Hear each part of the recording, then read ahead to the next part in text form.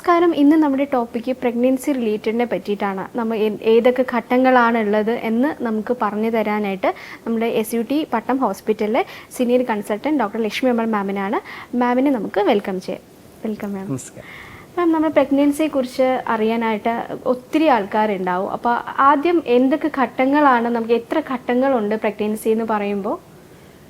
Pregnancy എന്ന് പറയുമ്പോൾ pregnant ആകാൻ ആഗ്രഹിക്കുന്നവർ അതിന് മുമ്പിലൊരു ഘട്ടമുണ്ട്. അതിന് പ്രീ കൺസെപ്ഷണൽ കെയർ എന്ന് പറഞ്ഞൊരു ഘട്ടമുണ്ട്. നമുക്കിപ്പോൾ എന്തായാലും പ്രഗ്നൻസിയെ പറ്റി തുടങ്ങാം. പ്രഗ്നൻസിയെ നമ്മൾ പൊതുവേ മൂന്നായിട്ടാണ് പറയുന്നത്. ആദ്യത്തെ ഫസ്റ്റ് ട്രൈമസ്റ്റർ, പിന്നെ സെക്കൻഡ് ട്രൈമസ്റ്റർ, തേർഡ് ട്രൈമസ്റ്റർ. എല്ലാം 3 മാസങ്ങൾ കൂടുന്ന 12 തുടങ്ങി 14 ആഴ്ച വരെ. ഇപ്പോൾ പ്രഗ്നൻ്റ് ആയിക്കഴിഞ്ഞാൽ അതിനു മുമ്പുള്ള മാസക്കുളി എന്ന് വന്നോ അതിൻ്റെ 1ാമത്തെ ദിവസം തുടങ്ങി 14 ആഴ്ചയാണ് ഫസ്റ്റ് ട്രൈമസ്റ്റർ എന്ന് പറയുന്നത്. ഏകദേശം ഒരു 3-3.5 മാസം.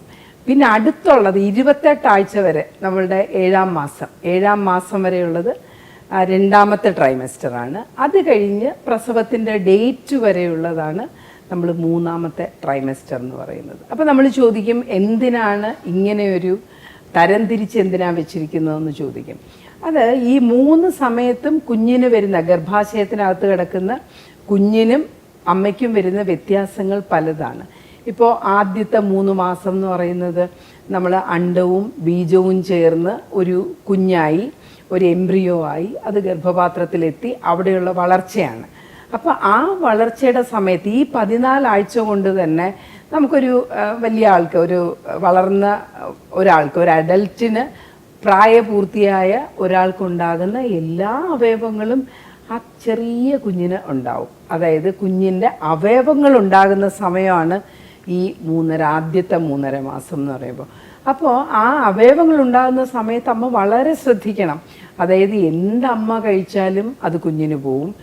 ഏത് എൻവയോൺമെൻറ്റിൽ കൂടെ, ഏത് സാഹചര്യത്തിൽ കൂടെ അമ്മ പോയാലും അത് കുഞ്ഞിനെ ബാധിക്കും. അമ്മയുടെ മാനസികാവസ്ഥ വരെ കുഞ്ഞിനെ ബാധിക്കും എന്നാണ്.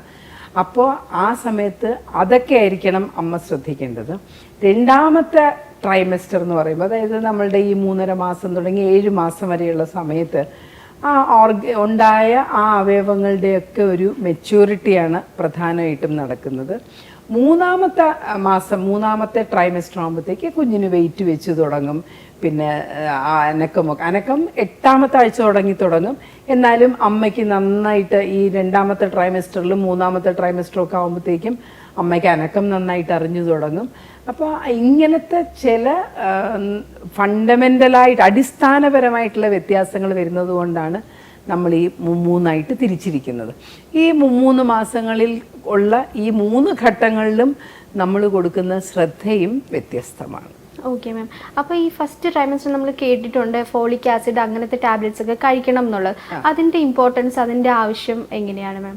നമ്മൾ ആദ്യത്തെ 3 മാസം ഞാൻ പറഞ്ഞല്ലോ, നമ്മൾ ആദ്യത്തെ 3 മാസത്തിൽ നമുക്ക് കുഞ്ഞിൻ്റെ അവയവങ്ങളാണ് ഉണ്ടാകുന്നത്. അപ്പോൾ അവയവങ്ങളുടെ വളർച്ചയെ ബാധിക്കുന്ന യാതൊന്നും തന്നെ അമ്മ ചെയ്യരുത്. പിന്നെ നമ്മൾ കണ്ടിട്ടുണ്ട്, കാരണങ്ങളൊന്നും ഇല്ലാതെ തന്നെ ഈ ന്യൂറൽ ട്യൂബ് ഡിഫക്റ്റ് എന്ന് പറയും, അതായത് നമ്മുടെ ബ്രെയിനുമായിട്ട് ബന്ധമുള്ള കാര്യങ്ങൾ, കുറേ കുഞ്ഞിന് വരാവുന്ന അംഗവൈകല്യങ്ങളുണ്ട്. അപ്പോൾ അങ്ങനത്തെ അംഗവൈകല്യങ്ങൾ വരാതിരിക്കാൻ ഏറ്റവും അത്യാവശ്യം കൊടുക്കേണ്ട ഒരു ടാബ്ലറ്റാണ് ഫോളിക് ആസിഡ്. ഫോളിക് ആസിഡ് കൃത്യമായിട്ടും ഈ ഗർഭിണിയാകാൻ ആഗ്രഹിക്കുന്നവർ അതിന് 2 മാസം മുമ്പ് കഴിച്ചു തുടങ്ങണം. അതാണ് ഞാൻ പറഞ്ഞ പ്രീ കൺസെപ്ഷണൽ കെയർ, ഗർഭിണിയാകുന്നതിന് മുമ്പുള്ള പരിചരണം. 2 മാസം മുമ്പ് കഴിച്ചു തുടങ്ങണം. ആദ്യത്തെ 3 മാസം, 14 ആഴ്ചയും ദിവസം ഓരോ ഗുളിക വെച്ച് കഴിക്കേണ്ടതാണ്.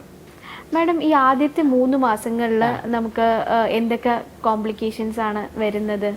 3 മാസത്തിൽ പ്രത്യേകമായിട്ട് വരാം. ഏറ്റവും ഇമ്പോർട്ടൻ്റ് ആയിട്ടെന്ന് പറഞ്ഞാൽ അവർക്ക് ആഹാരം കഴിക്കാൻ പറ്റില്ല എന്നുള്ളതാണ് ഏറ്റവും. അപ്പോൾ പലരും, നമുക്ക് ഛർദിൽ എല്ലാവർക്കും വരും. 1 പ്രാവശ്യം ഛർദിച്ചോ 2 പ്രാവശ്യം ഛർദിച്ചോ അതൊന്നും കുഴപ്പമില്ല. പക്ഷെ ചിലപ്പോൾ അവർ കഴിക്കുന്ന ഒരു ആഹാരവും അകത്ത് നിൽക്കാത്ത വിധത്തിൽ ഛർദിച്ചെന്നിരിക്കും. അപ്പം അങ്ങനെ വരുമ്പോൾ അവരുടെ ബ്ലഡിൽ ഗ്ലൂക്കോസേ ഇല്ല. അങ്ങനെ വരുമ്പോൾ എന്ത് പറ്റും? നമ്മുടെ കൊഴുപ്പിൽ നിന്ന് എനർജി വേണമല്ലേ, എനർജി എടുക്കാൻ തുടങ്ങും. അപ്പോഴത്തേക്ക് അതിൻ്റെ പ്രോഡക്റ്റ് എന്ന് പറയുന്നത് അത്ര നല്ലതല്ല. അപ്പം അത് ഗർഭിണിക്ക് ഭയങ്കരമായ ക്ഷീണം വരും.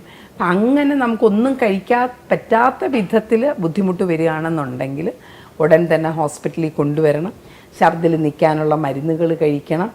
ഡ്രിപ്പ് കൊടുക്കേണ്ടി വരും അവർക്ക്.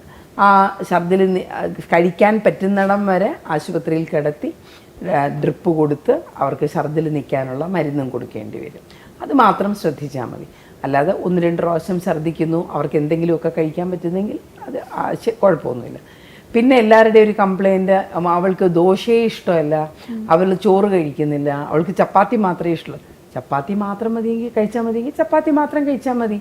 ചപ്പാത്തി മാത്രം കഴിക്കുമ്പോൾ കോൺസ്റ്റിപ്പേഷൻ വരാതെ നോക്കിയാൽ മതി, മലബന്ധം വരാതെ നോക്കിയാൽ മതി.